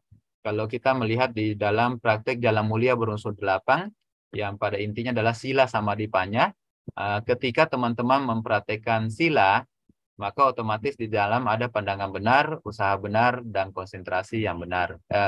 Perhatian yang benar, ya, sama sati. Oke, Bapak Ibu, itu sedikit pemaparan saya dengan tujuan bahwa Akangkaya Sutta itu yang ketika kita bahas, Sang Buddha mulai dengan ketika kamu punya kita mau keinginan-keinginan rendah, itu bisa, ya, keinginan-keinginan rendah pun itu bisa dicapai dengan praktek moralitas. Apalagi keinginan-keinginan yang lebih tinggi itu juga membutuhkan moralitas seperti itu, ya. Sehingga kesimpulannya adalah sila itu penting, Bapak Ibu, ya. Jangan abaikan, jangan menganggap bahwa ini cuma 5 sila, tidak membunuh, tidak mencuri. Kalau saya pas nyambung ya saya praktekkan. Kalau saya lagi tidak mood ya saya tidak praktekkan, seperti itu. Nah, mulailah teman-teman setelah mengetahui bahwa segala sesuatu itu didasari dan dimulai dari sila, maka hendaknya kita mulai memurnikan sila itu sedikit demi sedikit, seperti itu, ya. Oke, Numa Dadang, untuk kesempatannya Bu Juliana, silakan saya kembalikan. Terima kasih. Sadu, sadu, sadu. Anumodana Romo sudah berkenan membahas Sutta Akangkaya Sutta Majjhima Nikaya bab yang ke-6. Wah, luar biasa Romo, hari ini saya mungkin dirimain kembali tentang Pancasila dan Pancadhamma. Ya, mungkin ini ada pertanyaan yang sudah masuk, Romo. Apakah Sutta ini mengajarkan janji-janji ya, Romo, ataukah sesuatu goals atau tujuan yang harus kita capai dan kita kejar? Silakan, Romo. Ya, kita ketika Sang Buddha mengatakan hal-hal tersebut, ya, itu sebenarnya bukan janji. Jadi Sang Buddha adalah satu guru yang luar biasa yang mengajarkan kepada kita untuk melihat dengan kemampuan kita sendiri, sehingga di dalam meditasi dikatakan ketika seseorang karena moralitasnya baik, ya, dia kemudian bermeditasi dan mencapai tingkat tertentu dan dia bisa mempunyai yang namanya yatha kamupaganyana yang sempat kita lihat tadi, ya. Jadi bisa mengingat kelahiran lampau, bisa melihat kenapa makhluk-makhluk terlahir di sini, terakhir di sini, ya. Nah, akhirnya dari hal-hal tersebut akhirnya timbul keyakinan bahwa makhluk bisa terlahir begini bukan karena dijanji, tetapi karena memang yang baik pasti akan menghasilkan yang baik. Ketika waktunya berbuah, dia akan berbuah dengan manis. Terus yang buruk, ketika dilakukan, dia akan membuahkan hasil yang buruk dan menyedihkan ketika waktunya juga sudah sampai. Jadi itu adalah bukan janji, karena Sang Buddha mengatakan dengan pasti, kalau kamu mau, kalau kita, ya, jadi Akangkaya Sutta itu kan untuk para biku, tapi kalau untuk kita, kalau kamu mau Catupacaya atau 4 kebutuhan pokoknya terpenuhi, kamu harus praktek sila. Itu bukan janji, tetapi penegasan karena Sang Buddha sudah melihat hal-hal tersebut, sama seperti ketika Sang Buddha mengajarkan ke murid-muridnya, dan murid-muridnya juga bisa melihat dengan yatha kamupaganyana, ya. Kalau kita melihat enggak? Ya pasti tidak. ya. Tapi kenapa kita percaya? Karena di sini ada yang namanya teori anumana. Anumana itu melihat sesuatu yang tidak terlihat dari yang terlihat, ya. Kita mungkin kalau misalnya berada di musim hujan, kemudian genteng kita kena air, ya, atau atap seng kita kena air, kita tidak tahu bahwa ada hujan, kita tidak melihat, tetapi kita tahu bahwa ini sedang hujan. Kemudian mungkin ada saja ada satu pedagang, ya, dia jualan, dagangannya itu tertutup semua. Tapi kenapa kira-kira kita bisa tahu bahwa ini dia jualan ikan? Karena baunya amis, seperti itu, ya. Ada pernah pelanggan yang datang, begitu datang mau servis komputer di toko, saya langsung tahu ini penjual ikan ini. Kenapa? Karena satu toko baunya amis, seperti itu, ya. Jadi dari anumana, walaupun kita tidak melihat secara langsung, tetapi dari ajaran-ajaran sederhana yang Sang Buddha ajarkan dan juga dari pembuktian para murid-muridnya, ya, kita akhirnya yakin bahwa hukum karma itu benar adanya. Itu bukan janji, tetapi fakta yang diberitahukan oleh Sang Buddha kepada kita. Sehingga kalau kita praktekkan, kita akan memperoleh. Walaupun mungkin ada yang protes, karena saya juga pernah diprotes sama teman-teman. Satu orang sih, bukan teman-teman, kan teman-teman kan banyak. Ada teman yang bilang begini, sayangnya ya hukum karma itu kalau berbuah, nanti ada waktunya. Kan bagus sekali kalau orang berbuat jahat langsung berbuah. Orang berbuat baik juga langsung berbuah. Sehingga orang tahu, oh ini akibatnya. Saya bilang, ya nggak bisa seperti itulah, ya. Karena kalau kita membahas hukum karma, wah itu luar biasa. Ada yang namanya upatambaka, dia memperkuat yang sudah baik menjadi lebih baik. Ada upapilaka, kalau upatambaka memperkuat yang sudah baik menjadi lebih baik. Ada juga memperkuat yang buruk menjadi lebih buruk, itu upatambaka. Ada juga upapilaka, dia memperlemah yang baik menjadi lebih buruk. Atau dia memperlemah yang buruk menjadi lebih baik. Makanya orang bisa dari sembuh menjadi sehat, atau orang dari sehat bisa menjadi sakit. Nah, ada upatambaka, ada upapilaka, ada upagatakang, ada yang memotong, dan ada yang ahosi. Jadi, karma itu luar biasa memang, ya. Jadi ketika sebagai umat Buddha, salah satu pandangan benar adalah kita percaya dengan hukum karma. Ketika kita percaya dengan hukum karma, maka kita sudah memiliki satu poin. Sama seperti Bapak Ibu menjadi calon bodhisatta kalau satu poin sudah terpenuhi. Apa yang terpenuhi? Yaitu percaya dengan hukum karma. Kan kalau bodhisatta itu 8 poin harus terpenuhi. Ya, salah satu itu harus percaya hukum karma. Seperti itu. Walaupun kita 7 poinnya tidak terpenuhi, seperti itu loh, ya. Tapi memiliki kepercayaan, keyakinan kepada hukum karma itu bukan janji, tetapi mengetahui bahwa fakta sesungguhnya seperti itulah. Dan itu berlaku buat semua makhluk, bukan cuma umat Buddha. Sehingga kita tahu bahwa Sang Buddha tidak berjanji kepada kita, ya. Demikian mungkin yang saya sampaikan. Anumodana, pertanyaannya bagus. Ya, baik Romo. Ini ada pertanyaan yang masuk ke Zoom, Romo. Selamat malam, Romo. Saya pecah ke 3 kali pertanyaan ya. Selamat malam, Romo. Apakah saya sudah melanggar sila kedua? Saya mengelola rental apartemen. Saya mendapatkan alat masak seperti gelas, wajan untuk masak, dan alat pembersih seperti vacuum cleaner, hair dryer, kemeja, atau baju dari tenan yang sudah keluar atau check out. Ya, silakan Romo. Jadi sila kedua, 4, dan 3. Cuman kita pecah aja biar lebih ini pembahasannya. Melanggar sila kedua itu kan berarti mengambil barang yang tidak diberikan. Kemudian pertanyaannya kan ini kayaknya Romo Suhendri ya? Oh bukan. Bukan. Sudah melanggar sila kedua, saya mengelola rental apartemen, saya mendapatkan alat masak seperti gelas, wajan untuk masak, dan alat pembersih seperti vakum, dryer, kemeja, yang sudah keluar dari...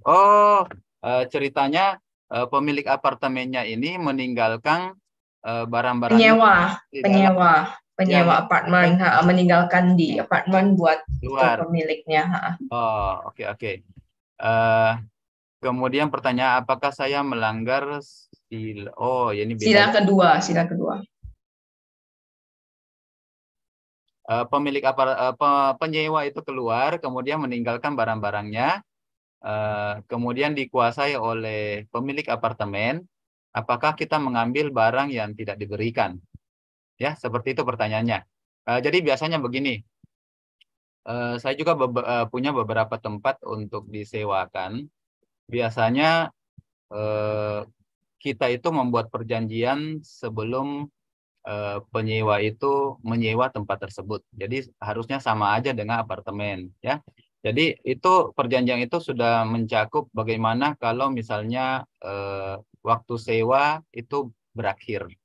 Nah, ketika waktu sewa berakhir, mereka itu harus dikasih tenggat waktu untuk mengosongkan tempat tersebut, ya. Kalau misalnya tempat tersebut tidak bisa dikosongkan, nah di situ bisa supaya kita tidak melanggar sila kedua, bisa didiskusikan apa yang harus dilakukan dengan benda-benda yang akhirnya tertinggal kalau tidak sempat dikosongkan, seperti itu, ya. Jadi kita bisa tetap memelihara sila dengan membicarakan hal tersebut di depan sebelum si penyewa mau menyewa tempat kita, seperti itu, ya. Sehingga ketika dia tinggal, apakah di dalam perjanjian dikatakan kalau kamu tinggal ya setelah 1 bulan kamu tidak ambil, otomatis itu menjadi hak saya. Itu bisa seperti itu. Itu tidak melanggar sila karena itu sesuai dengan perjanjian, ya. Seperti itu. Itu yang pertama. Ya, saya bacakan yang pertanyaan lanjutan. Dan apakah saya melanggar sila keempat, yaitu suka mengucapkan kata goblok, sialan pada orang yang telah melakukan kesalahan pada saya? Silakan, Romo. Makasih Bu Yuliana, ini jelas, ya. Jadi kalau sebenarnya begini, memang kalau kita lihat di dalam sila keempat itu kan sebenarnya cuma satu, musa wada wera mani sika padan sama diami, sehingga kita kadang-kadang berpatokan cuma satu doang perbuatan buruk yang lewat ucapan, ya. Padahal pada saat kita menjalankan uposatha sila, di situ kita sebenarnya ditingkatkan pengertian bahwa sila keempat itu bukan cuma satu, ya. Sila keempat itu sebenarnya ada 4 teman-temannya. Jadi berbicara tidak benar itu musawada, ada juga yang parusawaca. Parusawaca itu bicara kasar. Nah, sialang, goblok, atau sumpah serapa yang macam-macam itu sebenarnya adalah parusawaca. Itu juga tidak baik, ya. Kemudian ada lagi sambapalapa. Sambapalapa di sini terjemahkan sebagai suka gosip. Kita umumnya masih suka gosip, ya. Jadi kalau ada topik yang nyambung, gosip tentang apalah, tentang orang atau apa, nah itu hati-hati. Kita bisa sudah akan menyerempet sampai ke sila keempat itu tidak murni lagi, seperti itu, ya. Kemudian yang terakhir ada yang disebut juga fitnah atau pisuna waca, ya, mengatakan suatu hal yang salah demi keuntungan atau menghancurkan orang lain, seperti itu. Jadi apakah kita melanggar sila keempat kalau kita mengatakan kata goblok dan sialang, sumpah serapah? Secara langsung mungkin, ya, itu tidak. Tetapi kalau Bapak Ibu mau memurnikan sila, maka ketika kita cuma mengambil 5 sila saja, maka kita harus mengajak teman-temannya yang 4 itu bersama-sama, ya. Dan untuk menghilangkan itu sebenarnya tidak susah. Kita cuma perlu sadar sedikit ketika kata-kata kasar itu mau keluar, kita bisa kendalikan, seperti itu, ya. Oke. Mungkin ada pertanyaan berikutnya ya, Bu Juliana. Ya, ini yang tentang sila ketiga. Apakah saya melanggar sila ketiga jika memiliki istri lebih dari satu? Terus, apakah sah mengucapkan Pancasila tanpa ada bante? Silakan, Romo. Yang ini, Bu Juliana. Bisa-bisa. Oke. Ya, jadi di dalam konsep Buddhis, ya, kalau kita lihat yang Pancasila, Pancadhamma tadi, izin saya share screen kembali yang tadi, ya. Ini. Kita lihat di sini, bahwa tidak berzina yang sila ketiga itu, ya. Di sini kita ditekankan kenapa tidak berzina, ya? Karena kita memiliki pancadhamma. Jadi bukan karena kita sudah mengambil sila kah atau kita bertekad, saya kan sudah diwisudi. Makanya Bapak Ibu, banyak orang yang tidak mau wisudi upasaka upasika. Kenapa? Karena dia bilang, kalau saya sudah wisudi, saya tidak bisa lagi membunuh, saya tidak bisa lagi mencuri, saya tidak bisa berzina dan sebagainya, ya. Padahal saya kan bulan sempurna. Padahal sebenarnya kan ada yang membedakan satu janji dengan bertekad melatih diri, Bapak Ibu. Kalau para samanera, para biku, ketika mereka mengatakan pana tipata wiramani, itu titik. Saya tidak membunuh, saya tidak akan mencuri, saya tidak akan asusila, seperti itu, ya. Mohon maaf kalau samanera mungkin ya asusilanya itu berubah menjadi abrahmacharya wiramani, seperti itu, ya. Nah, kalau perumah tangga kita kan pana tipata wiramani sikha padang sama diami. Saya bertekad akan melatih diri menghindari pembunuhan. Ya, jadi bukan berjanji. Jadi sebenarnya ketika kita sudah takut untuk menjadi upasaka upasika, kita sebenarnya sebelum perang sebenarnya sudah kalah duluan, ya. Padahal kan kalau jadi upasaka upasika sebenarnya tidak berzina ini bukan karena kita sudah berjanji saya tidak akan berzina, bukan. Tetapi karena sebenarnya ketika kita belajar Dhamma, mindset kita akan dirubah dengan mempunyai yang namanya santuti, rasa puas.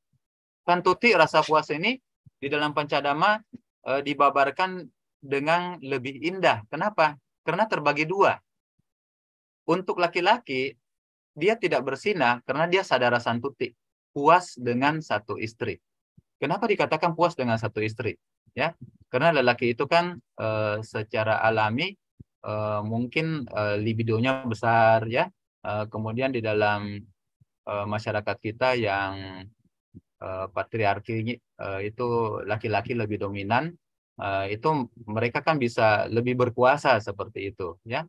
Jadi di sini ditekankan tidak berzina di sini adalah karena kita memiliki puas dengan satu istri. Terus kalau wanita bagaimana? Wanita tidak berbicara tentang rasa puas, tetapi berbicara tentang pati wati, setia dengan satu suami. Ya, jadi kalau memiliki istri lebih dari satu, ya kalau tidak salah tadi, ya, apakah saya melanggar sila? Di dalam pemahaman Dhamma, secara Dhamma, secara Buddhis, kita cuma memang mengenal konsep monogami, ya, monogami. Jadi punya satu pasangan yang sah, seperti itu, ya. Di dalam Buddhis ya seperti itu kurang lebih. Jadi tidak berzina karena puas dengan satu istri dan setia kepada satu suami. Terus yang pertanyaan keempat, mohon maaf saya lupa Bu Yuliana. Tentang pengambilan sila tanpa bante. Oh iya. Ya. Nah, mengucapkan Pancasila tanpa ada bante. Silakan Romo. Dulu saya juga berpikir bahwa untuk mengambil sila itu harus ada bante. Tapi kalau bante tidak ada, bolehkah kita bertekad di dalam hati atau bertekad di dalam Buddha rupa di altar, ya? Kalau misalnya tekad kita tidak kuat, kita kemudian bertekad, Buddha, saya hari ini akan menjalankan praktek 5 sila. Atau karena kita sudah seorang upasaka atau upasika, ya, kita berpendapat bahwa inilah latihan kemoralan saya setiap hari, ya. Sehingga tidak perlu kita ngambil sila ke bante, karena kalau bante tidak ada, bisa-bisa kita, wah saya bebas hari ini. Bantenya tidak ada. Padahal kan sebenarnya bukan seperti itu. Ketika kita bertekad di hadapan seorang bante atau biku, itu untuk mempertegas keinginan kita untuk praktek sila pada hari itu. Tapi penegasan bahwa kita harus praktek sila, lama-lama setelah kita belajar Dhamma, tidak harus muncul dari seorang sosok bante atau Buddha rupang, atau seakan-akan pinjam istilah tetangga, awas loh, kalau kamu melakukan perbuatan buruk, ada yang lihat loh, ya. Dia tahu apa yang perbuatan burukmu, dia dengar apa perkataan burukmu, dia melihat semuanya. Itu kan kita tidak punya pengertian seperti itu.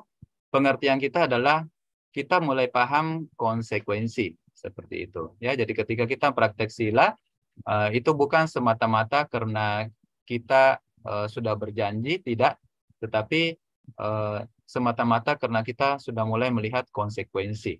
Kalau kita percaya hukum karma, maka kita tahu konsekuensi dari merawat sila adalah ayu wano sukhambalang, dan ketika kita tidak merawat sila, maka konsekuensinya adalah sebaliknya, seperti itu. Ya, makasih Bu Juliana. Baik, Romo, kita lanjut ke pertanyaan berikutnya dari YouTube ya, Romo. Dari Saudara Wijananda. Selamat malam, Romo Sukihotu. Saya mau bertanya, apakah berkurang kebaikannya apabila menjalankan atas sila di hari biasa? Misalnya di hari kelahiran setiap minggunya, dengan maksud melimpahkan jasa kebajikan kepada mendiang ibu, sambil mengingat perjuangannya saat melahirkan. Silakan. Terima kasih, Romo. Silakan, Romo. Ini pertanyaan yang sangat luar biasa, ya. Jadi mempunyai ide untuk mempraktekkan atas sila di hari-hari tertentu yang berkesan untuk diri sendiri. Nah, sebenarnya Bapak Ibu, teman-teman, mempraktekkan atas sila semakin banyak, semakin baik. Semakin sering itu semakin baik. Ya, jadi sama seperti orang. Kenapa sih kita cuma diajarkan praktek atas sila itu pas uposata tanggal 1.15 misalnya ya. Kemudian pernah seorang teman juga bertanya, 1.15 ini kalau saya melakukan sebelumnya atau sesudahnya itu boleh. Kenapa? Karena 1.15 Imlek kan kadang-kadang kalau Bapak Ibu biasa praktek uposata itu kan beda dengan penanggalan Thailand. Jadi para Bante misalnya, uposatanya kemarin, kita uposatanya nih hari karena ikut tanggal Imlek misalnya, lunarnya Imlek, ya. Sering beda selisih seperti itu.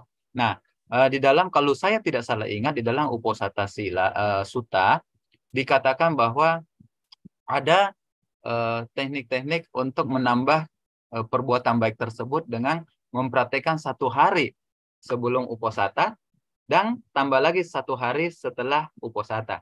Jadi uposatanya berapa kali dalam 1 bulan? 6 kali.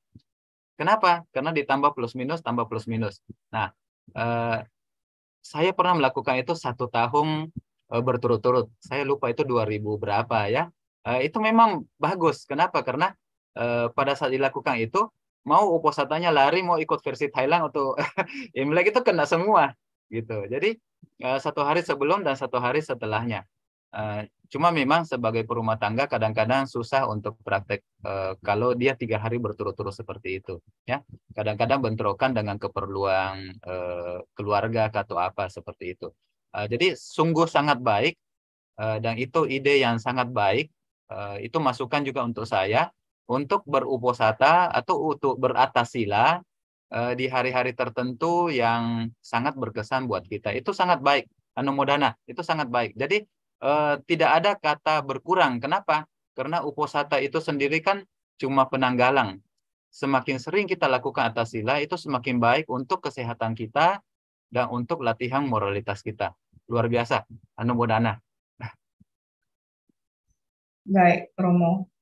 Ada satu Kalyanamita sih, Romo, di Medan itu sharingnya gini. Saya itu uposata, maksudnya menjalankan uposata sila di Senin sampai Kamis, karena Jumat Sabtu Minggu itu hari keluarga.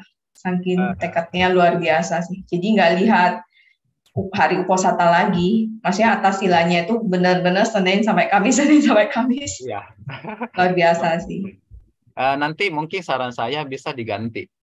Jangan Senin sampai Kamis, terus Jumat 1 Minggu itu lepas. Kenapa? Karena Jumat 1 Minggu itu kan lepasnya hiburannya lebih besar. Karena hari keluarga sulit untuk atas sila katanya.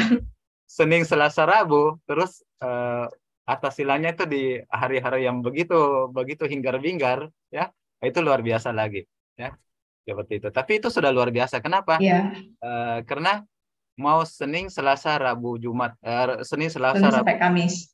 itu dia tidak melihat apakah orang ada pesta atau orang perayaan atau apa, itu dia hantam, itu pokoknya atas sila terus. Itu sudah luar biasa, ya. Salut deh, selamat Saya juga harus belajar menjadi seperti itu. Luar Jadi biasa. istilahnya weekend itu hari keluarga, jadi nggak atas sila gitu sih. Iya, bagus sih Bu, bagus. Ya, ini ada pertanyaan dari saudara Darvina. Ada 3 pertanyaan Romo, jadi satu-satu ya. Namo Buddhaya Romo, izin bertanya. Ya. Apakah ada perbedaan nilai jika menjalankan atasila di luar hari uposatha dan di hari uposatha? Oh ya, Silakan Romo. mungkin sudah terjawab ya tadi, sama ya. Jadi tidak ada perubahan nilai, apakah lebih rendah, lebih tinggi, tidak ada.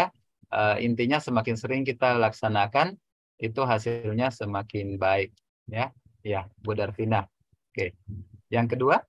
Apakah benar-benar ada jaminan jika kehidupan ini menjalankan Pancasila Buddhis dengan sebaik-baiknya, sila wisudi, kehidupan berikutnya bebas dari alam menderita, karena kita tidak tahu apa saja karma buruk yang pernah dilakukan di kehidupan-kehidupan lampau yang akan berbuah saat mendekati detik-detik kematian.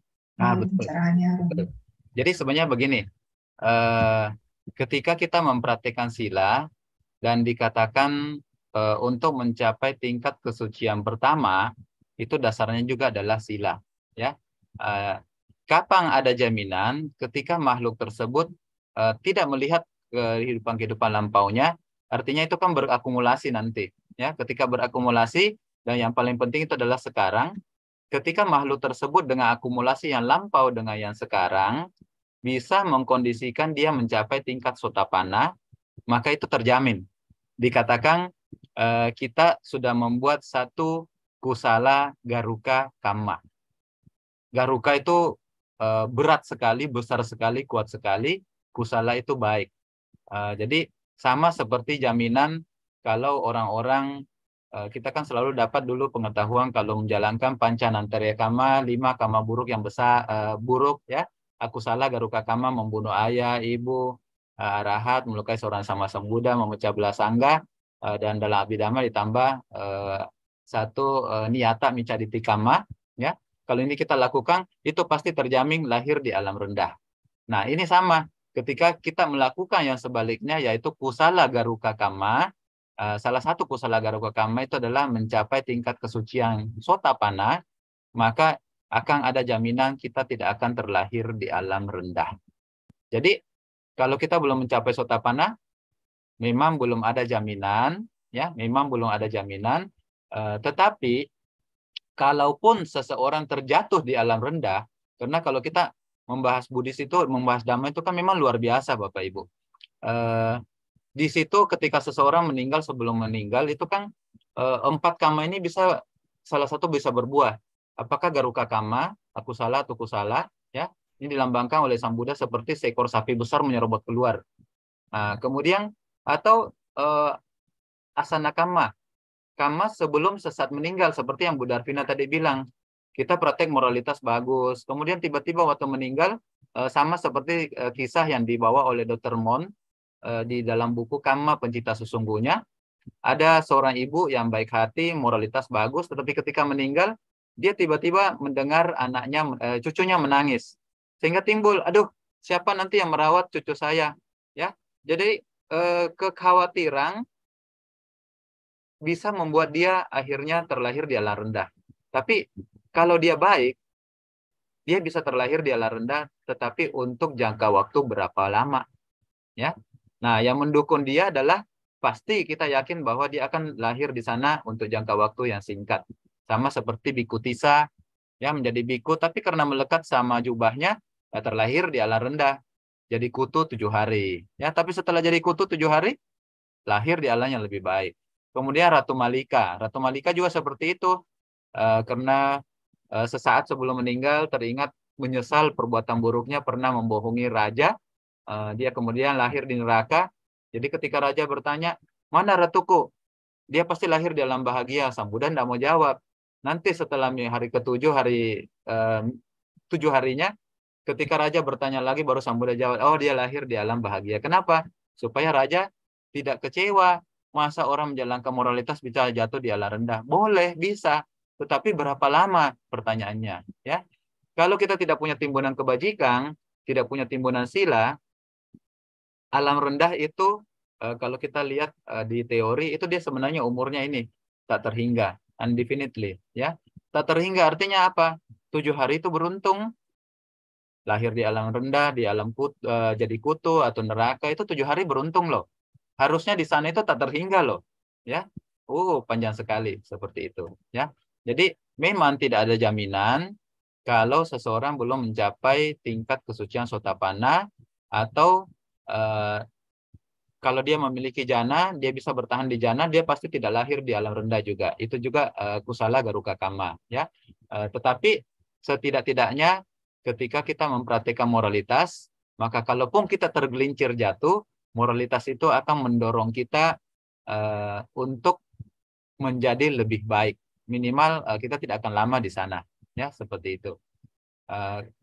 Sekali lagi tadi ada 4 yang menyebabkan seseorang bisa terlahir di mana saja, ya. Keinginan pikiran terakhirnya, kemudian bisa kebiasaan atau cinakama, bisa juga katatakama, ya. Memang kita tidak bisa tahu kita akan terlahir di mana, tetapi mau jaminan capailah Sotapanna, seperti itu, ya. Tapi kalau belum mencapai Sotapanna, ya dengan sila kita harus yakin bahwa semoga kelahiran kita di alam yang baik. Kenapa? Karena kalau kekhawatiran tidak ada, saya yakin cerita ibu-ibu di Dr. Mon itu, yang diceritakan oleh Dr. Mon di dalam bukunya Kama Pencipta Sesungguhnya, dia punya kebiasaan-kebiasaan yang baik. Itu acina kama, ya. Jadi kalau kusala garuka kama tidak muncul, kemudian yang kedua asana kama tidak muncul, sesaat dia khawatir, dia tetap tenang, maka kebiasaan-kebiasaannya ini bisa muncul. 2 ini tidak muncul, ini bisa muncul, digambarkan oleh Sang Buddha seperti seekor sapi yang dia sudah hafal waktunya kapan pintunya terbuka, dia keluar. Jadi kebiasaan-kebiasaan kita menjaga moralitas itu pasti ada hasilnya, ya. Memang kita tidak bisa melihat langsung, makanya di dalam banyak pusat-pusat meditasi, ya, mereka diajarkan untuk melihat beberapa kelahiran sebelumnya. Kenapa? Supaya kita bisa tahu dan kita punya motivasi untuk diri kita sendiri bahwa apa yang kita tahu itu bukan lagi dari teori, tapi yang kita lihat sendiri, seperti itu, ya. Oke, makasih Bu Juliana. Baik, Romo, ini ada 3 pertanyaan ya pertanyaan. dari Bu Darvina tadi ya. Oh, sorry, tadi cuma 2, saya cek ulang, cuma 2. Ya. Oke, ini ada pertanyaan dari Saudara Lim Tuan Li, beliau di Malaysia ya, Romo. Jadi bahasanya Melayu banget. Kata salah satu pelanggaran sila tidak sengaja hari ini mengajar kita tidak melakukan kesalahan, tidak mengulang dengan kesadaran, akan buat waspada, kebijaksanaan, serta sati kita lebih matang, belajarkan dalam kehari-harian, mungkin kesehari-harian, jauhan, loba, dosa, moha, kubuat, waris, karma, akibat dengan kita karma baik atau karma buruk. Melayu banget ya. Mungkin yang dimaksud pelanggaran sila yang tidak sengaja hari ini mengajarkan kita tidak melakukan kesalahan, tidak mengulang.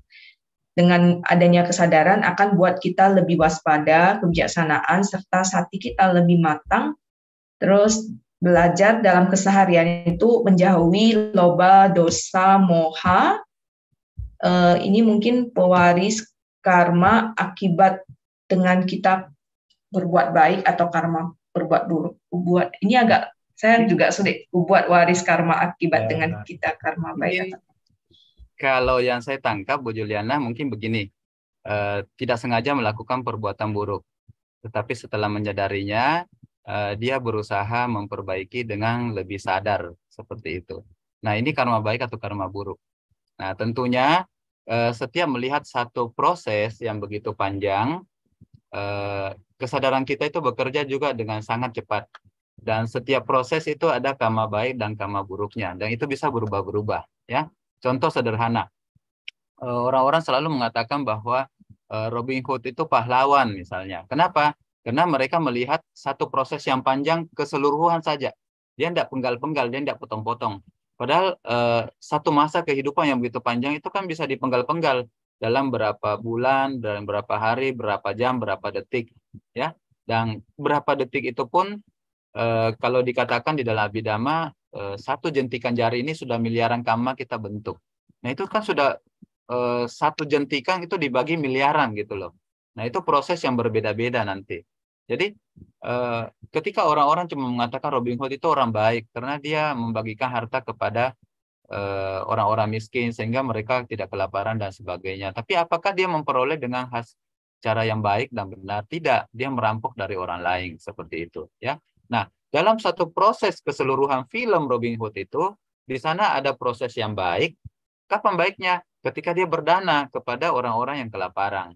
Kapan buruknya? Ketika dia mencuri dari orang-orang yang berkelebihan, apapun alasannya seperti itu, ya. Ketika mengambil barang yang tidak diberikan, dia melakukan perbuatan buruk. Jadi ketika dia berdana, ya dia melakukan perbuatan baik. Nah, kemudian ketika dia berdana, kita ulas lagi secara dhamma, kita lihat lagi apakah dana yang dia lakukan itu betul-betul baik. Kalau kita lihat di dalam Dakina Vibhanga Sutta dikatakan ada kriteria-kriterianya. Suatu dana dikatakan baik, kriteria misalnya dari pemberi dan penerima. Nah, kita lihat lagi orang-orang kelaparan ini moralitasnya baik atau buruk. Ini kan ada dua jenis, ya. Kemudian yang memberi ini kriterianya moralitasnya baik atau buruk. Nah, kita tahu Robin Hood misalnya, dia mencuri, oke, moralitasnya jelek, ya. Berarti yang di bawah. Terus dia berdana kepada siapa? Oh, teman-temannya sesama yang merampok. Nah, ya berarti yang jelek-jelek gitu. Nah, kalau kita sudah lihat mana yang pemberian yang paling baik, tentunya adalah pemberian dari seorang yang moralitasnya baik kepada penerima yang moralitasnya juga baik. Dan ada dua faktor lagi. Bisa jadi yang bermoral ini memberi kepada yang bermoral atau bermoral sama-sama memberi yang tidak bermoral. Atau tidak bermoral memberi yang bermoral atau tidak bermoral memberi juga yang tidak bermoral. Nah, kalau dari sini kita akan melihat jelas bahwa sayang sekali Robin Hood itu melakukan dana, tetapi sayang sekali dia melakukan sebagai seorang pemberi yang tidak bermoral dan juga berdana kepada penerima yang juga tidak bermoral misalnya, ya. Sehingga hasilnya pasti rendah sekali.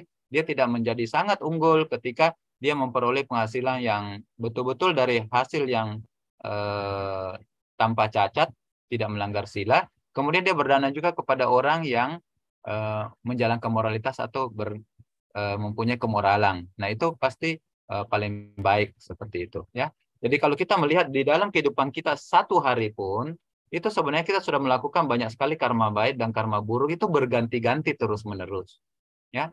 Contoh misalnya tadi ada yang bertanya, kalau saya mengatakan sialang, saya mengatakan goblok, pada saat itu kita melakukan karma buruk, ya. Tapi pada saat dia bertemu dengan orang-orang yang dia hormati, dia bisa hormat, ya. Selamat pagi Bante, selamat pagi Pak Guru, itu kan kata-kata yang baik. Gitu. Jadi wajar di dalam kehidupan kita itu baik dan buruk itu terjadi silih berganti, ya. Sehingga ketika kita melakukan perbuatan buruk awalnya, kemudian kita sesali, cukup kita sesali satu kali dan kita tidak akan ulang, ya. Bukan kita bawa penyesalannya terus-menerus. Karena kalau kita bawa penyesalannya terus-menerus, itu akan menjadi faktor yang merugikan diri kita. Bisa kita terlahir di alam rendah, sama seperti cerita si ibu yang karena khawatir, aduh siapa yang jaga cucu saya? Itu lahirnya di alam peta, ya. Atau kisah seorang biku yang dia sebenarnya tidak sengaja karena biku ini menjalankan moralitas bagus sekali, ketika mematahkan pisaunya tanpa sengaja, dia merasa itu satu kesalahan yang besar. Akibat penyesalan itu lahir dia menjadi naga, ya. Seperti itu. Naga ya makhluk yang namanya binatang, ya, tidak bisa mencapai kesucian, padahal dalam kehidupannya sebagai naga dia bertemu dengan sama Sang Buddha seperti itu, ya. Jadi ingat kita boleh melakukan bukan boleh, ya, mohon maaf, kita pernah melakukan kesalahan-kesalahan tapi jangan disesali dan kita tidak akan ulangi. Jadi jangan dimengerti sebagai jangan disesali kemudian saya lakukan lagi, enggak. Kita jangan sesali, cukup satu kali itu kita jangan ulangi, kemudian lakukanlah perbuatan-perbuatan baik. Kenapa? Karena baik dan buruk memang bisa kita lakukan berganti-ganti, ya. Jadi ketika menyadari bahwa itu salah dan kita melakukan hal-hal positif, ya itu karma baik untuk kita. Seperti itu, ya. Mudah-mudahan Kang kalau yang bertanya dari Malaysia, kita menjelaskan pakai bahasa Indonesia ini nyambung atau tidak ya? Mudah-mudahan bisa Itu dipahami ya. ya saudara Lim Tuan Li ada on kamera kok Romo. Oh, Dan oh, beliau di sama. Malaysia. Ya. Semoga bermanfaat, Pak Lim. Ya, Ya. cukup rajin sih. Oh, Sepertinya setiap kali saya on duty, beliau juga ikut dengar Dhamma Talk. oh, ya. Ya, Dhamma Kaca Online. Baik, Romo, kita lanjut lagi ke pertanyaan dari Saudara Wahidin Johan. Pertanyaan lanjutan. Jadi, Romo, ini tidak ada surat perjanjian untuk tenan yang masuk atau sewa apartemen. Sama sifatnya seperti nginap di hotel. Apakah perlu membuat surat agar tidak melanggar sila kedua? Mohon Romo kejelasannya. Ya, Silakan betul. Romo.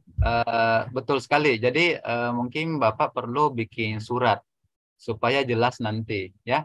Walaupun memang di dalam pembahasan tentang sila ada aturan-aturan di mana misalnya barang tertinggal, ya, itu menjadi tanggung jawab dari pemilik tersebut.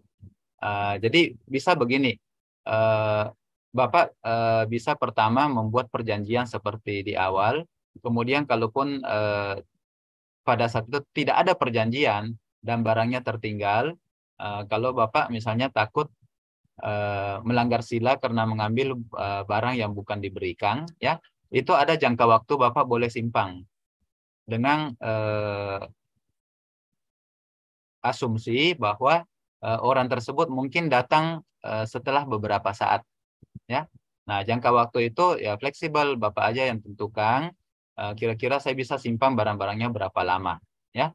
Tetapi setelah jangka waktu yang misalnya Bapak tentukan misalnya 1 tahun, 2 tahun dan dia tidak ambil, nah secara aturan moralitas Bapak sebagai pemilik rumah tersebut itu berhak untuk mengambil seperti itu, ya.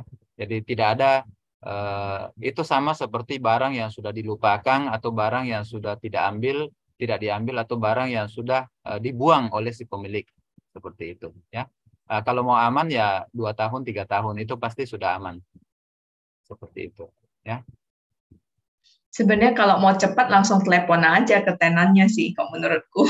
Oh ya, bisa juga. Mungkin Maaf ini ada yang ketinggalan gitu kan, konfirmasi kan, ketinggalan kah gitu. betul. Oh itu udah buat Bapak aja, ya udah sah kan konfirmasi via telepon. Kasusnya Bu Juliana ini kenapa sampai dia tidak nyambung karena mungkin kontaknya tidak nyambung kali. Mungkin ya. Di beberapa Kalau nomor tamu orang luar daerah, oh gitu. ya, di beberapa hotel juga ada kebiasaan seperti itu. Kalau di hotel pop, setahu saya ada barang ketinggalan, biasanya dia simpan, kemudian dia kasih di kotak, terus dipajang gitu loh. Oke. Apa yang punya itu harus menunjukkan bukti untuk ngambil gitu. Ya. Kalau mau lebih sederhana lagi, ini point of view saya ya, sorry Ya. kalau rada outspoken gitu. Ya. Biasanya kalau kita nggak mau pakai, kita sumbang ke panti asuhan, panti jompo, gitu sih. Boleh. Jadi milik sana aja gitu. Tapi kalau itu nggak mau merasa bersalah. memastikan orangnya melepas. Ya, gitu. Yang sana melepas, kita juga melepas. Ya. Boleh. Ya, ini ada statement dari Saudara Lim Tony. Terima kasih atas pencerahan dari Romo Bumi Horas dan bersama sahabat dalam Zoom. Semoga semua hidup berbahagia, sehat. Sadu. Ya, baik Romo, itu pertanyaan terakhir untuk malam hari ini. Mungkin Romo bisa memberikan closing statement sebelum kita close. Oh iya. Dhamma Kaca oleh pada malam ini. Silakan Romo. Ya. Buat teman-teman dan buat saya sendiri, ya, marilah kita berusaha bersama-sama merawat sila, walaupun memang sulit, ya, memang sulit, tetapi ketika kita terbiasa untuk merawat sila, maka manfaat dari merawat sila itu akan menjadi begitu luar biasa, dan itu bisa membuat kita semakin yakin dengan hukum karma, ya. Bapak Ibu, ketika moralitas kita praktekkan, maka banyak sekali hal positif yang akan merubah kehidupan kita. Ya, dan Sang Buddha sudah katakan memang seperti itulah hasilnya ketika seseorang merawat sila. Di dalam Akangkya Sutta kan dikatakan jika kita ingin A, kita ingin B, kita ingin C, apapun itu semuanya diawali dengan rawatlah moralitas kita seperti itu. Ya, jadi teman-teman berjuanglah untuk merawat sila. Mungkin awal-awalnya masih bolong-bolong, tetapi demikianlah memang seharusnya latihan semakin hari menjadi semakin lebih baik. Dan ketika kita melanggar, jangan timbul penyesalan yang berlarut-larut, tetapi seperti yang tadi ada di pertanyaan, marilah kita memulai dengan lebih berhati-hati agar tidak melanggar kelak di kemudian hari dan tidak melakukan kesalahan yang sama. Cuma itu ajakan dari saya dan buat diri saya sendiri juga seperti itu. Ya, terima kasih Bu Juliana untuk kesempatan yang sudah diberikan. Namo Buddhana. Namo Buddhana, Romo Bumi Horas. Ya, baiklah, marilah kita berbagi jasa kebajikan kepada sanak keluarga yang telah mendahului kita dan semua makhluk yang berhubungan karma dengan kita. Mohon berkenan kepada Romo Bumi Horas untuk memimpin pelimpahan jasa pada malam ini. Silakan Romo. Bapak Ibu, mari kita melimpahkan jasa kebajikan yang telah kita buat.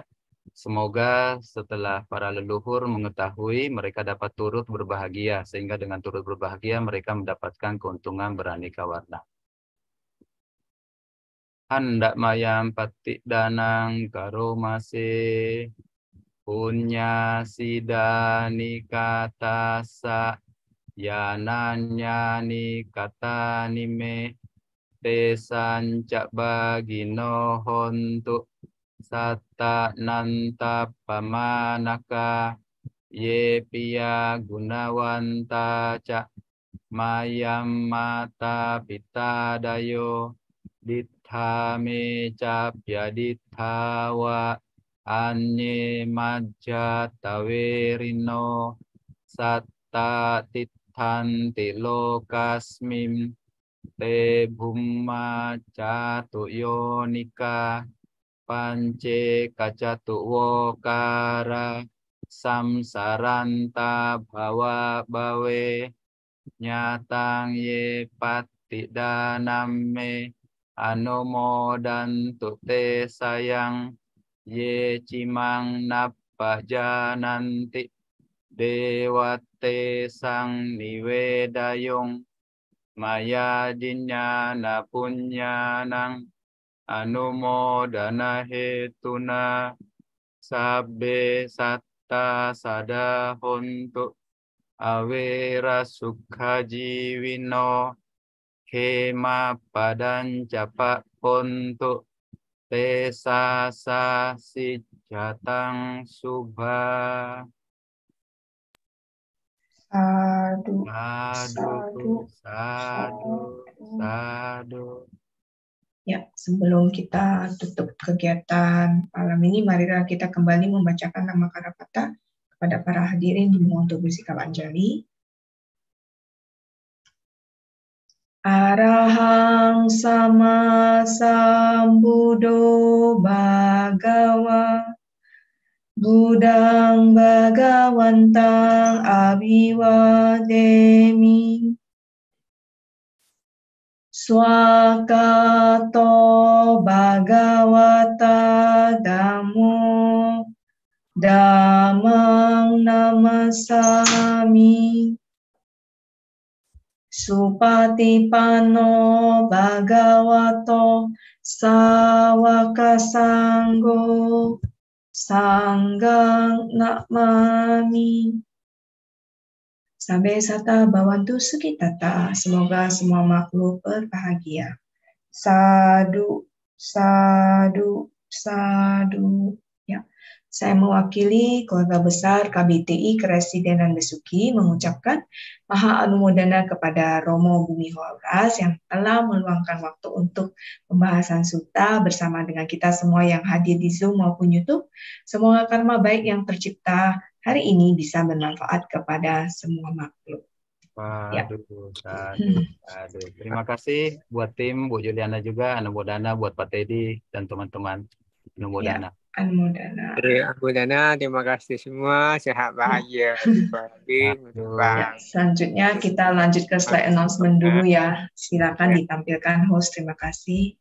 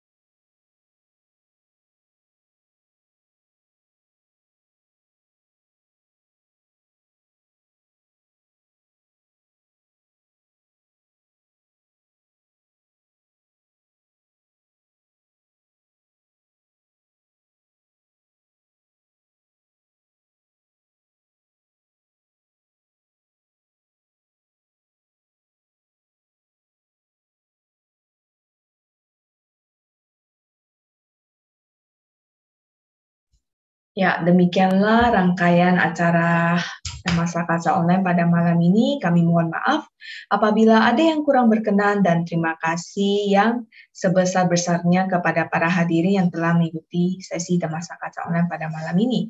Terima kasih juga kepada panitia yang bertugas pada malam hari ini. Semoga kita terus bersemangat melakukan kebajikan melalui pikiran, ucapan, dan perbuatan. Saya Juliana mohon pamit.